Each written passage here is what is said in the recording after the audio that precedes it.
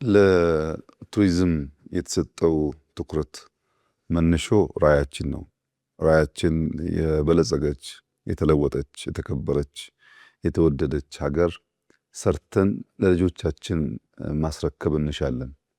እነዚህን ታላላቅ ህልሞች ለማሳካት ኢትዮጵያ ምን በጀዋለን፣ ምን ብትሰራ፣ ምን ላይ ኢንቨስት ብታደርግ ባጠረ ጊዜ ውስጥ በኢንቨስትመንቱ ልክ ሪተርን ኦን ኢንቨስትመንት አግኝታ ለልጆቿ የምታስበውን መስራት ትችላለች የሚል ሰፋ ያለ ጊዜ ወስደን ስንመክር፣ ስንዘክር፣ ስንፈትሽ ነበር። በዚያ ፍተሻ ውስጥ ያስተዋልነው ነገር ለረጅም ጊዜ ኢትዮጵያ በአንድ ዘርፍ ላይ ተንተራሰ ኢኮኖሚ መገንባት ታስብ ነበር። ግብርና መር ብላ ራሱ ግብርናውም በበቂ ደረጃ ማደግ አልቻለም። ሌሎች ሴክተሮችን ማንቀሳቀስ አልቻለም እና በአንድ ዘርፍ ላይ ብቻ ዲፔንድ ያደረገ አካሄድ የምናስበውን ውጤት አያስገኝም። ረጅም ጊዜ ይወስዳል። ባጠረ ጊዜ ውስጥ የበለጸገች ሀገር መገንባት አያስችልም እና ብዝሃ ዘርፍ ማድረግ አለብን። ዘርፎቹ ግን የሚሰናሰሉ የሚተሳሰሩ፣ አንዱ ለአንዱ ግብአት የሚሆን አድርገን ብንሰራ ኢኮኖሚያችንን ልናነቃቃ እንችላለን የሚል እምነት ነበረን። በዚያው መንገድ ነው ብዙ ዘርፎች ሲታዩ ከመረጥናቸው 5 ዋና ዋና ዘርፎች አንዱ ሆኖ የወጣው ቱሪዝም ነው። የተመረጠበት ዋናው ምክንያት ዓለም ላይ በቱሪዝም ሴክተር የሚንቀሳቀሰው ሀብት መጠን በጣም ከፍተኛ ነው።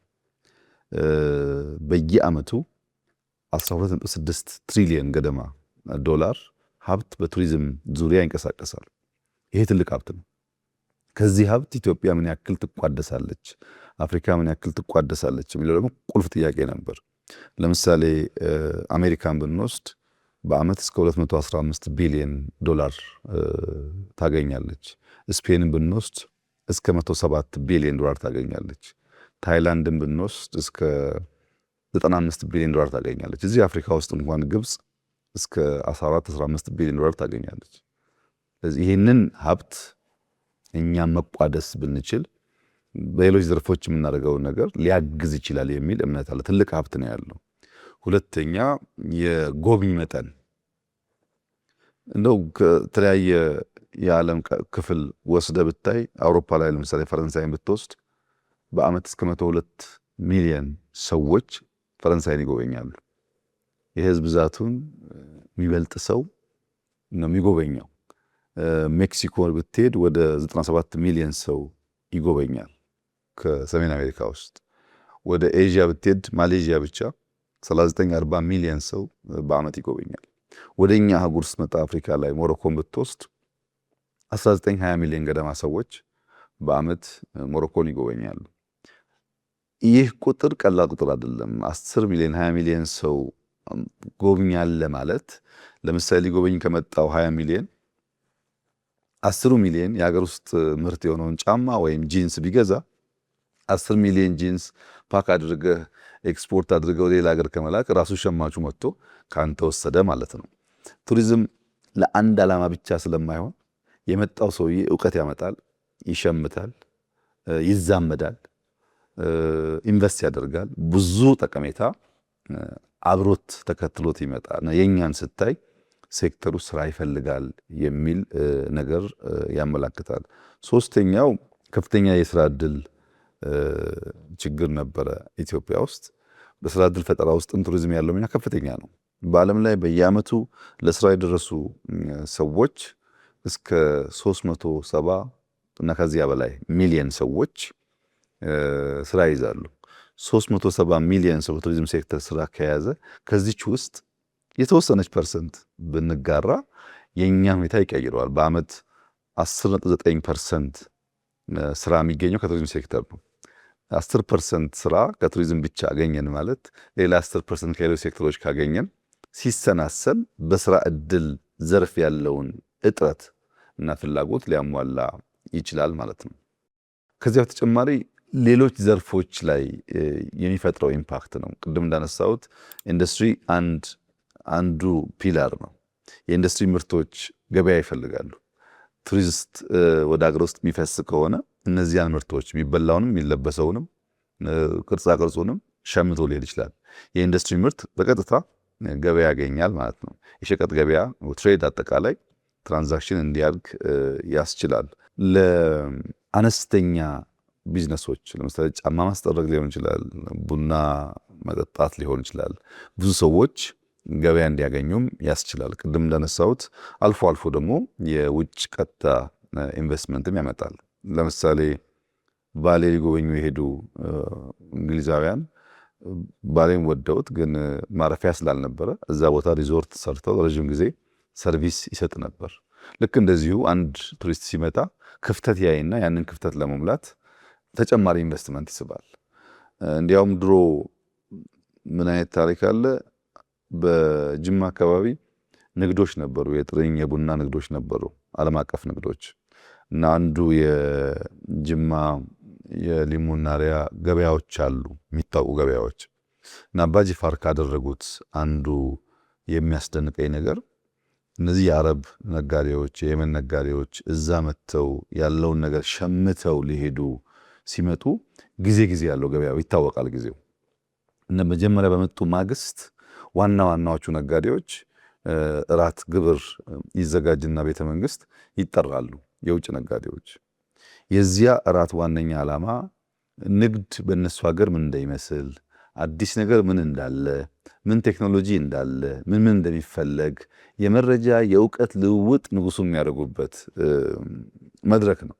በዚያ ጊዜ ቴሌቪዥን የለም፣ በዚያ ጊዜ መጽሔት የለም። የምታገኛቸውን ሰዎች ጊዜ ሰጥተህ በማነጋገር ነው የምትማረው።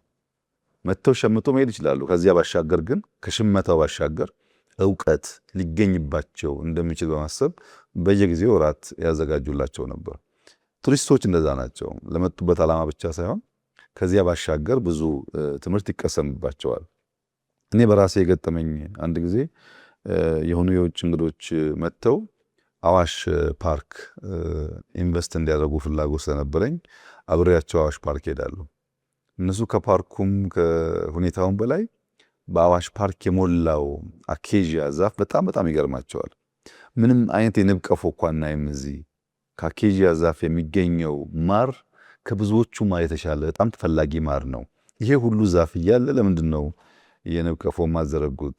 ልክ እንደ አበባ አኬዥያም የሚቀሰምና ጥሩ ማር የሚወጣው ነው ብለው ከዛ በኋላ ሞክረነዋል ያንን ስራና የማታውቃቸውን ነገሮችም ለመማር እድል ይሰጣል።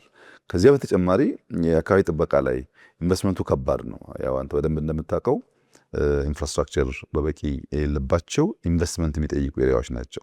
ቱሪስት በመጣ ቁጥር ከሚገኘው ሀብት እነዛን ለመንከባከብ ሜንቴን ለማድረግ ለማስቀጠል አዳዲስ የሚያስፈልጉ ካሉ መጨመር እድል የሚሰጥ ሴክተር ነው እና ቱሪዝም በጣም ብዙ ነገሮች ይነካካል። ወደኛ ሁኔታ ግን ስታመጣው አንደኛውና ዋነኛው ፍላጎት ኢኮኖሚያዊ ጥቅም ነው።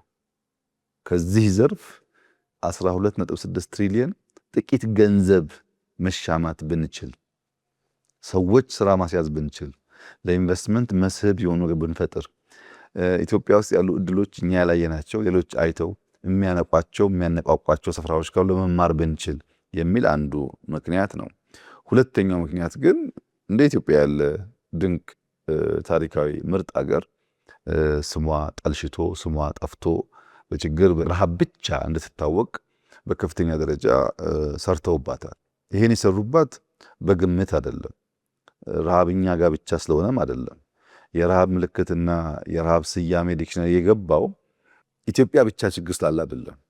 አፍሪካ ውስጥ ያልተገዛች ሀገር ኢትዮጵያ ስለሆነች አለመገዛቷ ይበልጥ እንድትጎዳ አርጓታል። እኛ ያላሰለጠነው፣ እኛ ያልገዛ ነው፣ እኛ ያልመራ ነው አይለማም፣ አይሰማም፣ አይበለጽግም የሚለውን አሰርሽን የሚለውን ናሬሽን ለማስረጽ እንዲመቻቸው ነው።